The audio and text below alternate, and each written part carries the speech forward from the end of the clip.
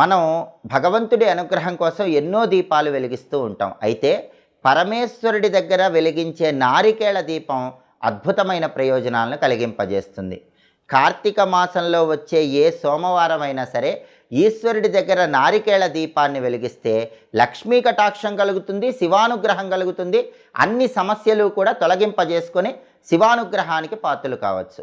కార్తీక మాసంలో వచ్చే సోమవారం వీలు కాని పక్షంలో ఏ నెలలోనైనా సరే సోమవారం పూట సాయంకాలం ప్రదోష సమయంలో ఈశ్వరుడి దగ్గర నారికేళ దీపాన్ని వెలిగిస్తే ఆ గృహంలో శివుడు ఆనంద తాండవం చేసి అష్టైశ్వర్యాలు భోగభాగ్యాలను కలిగింపజేస్తాడు.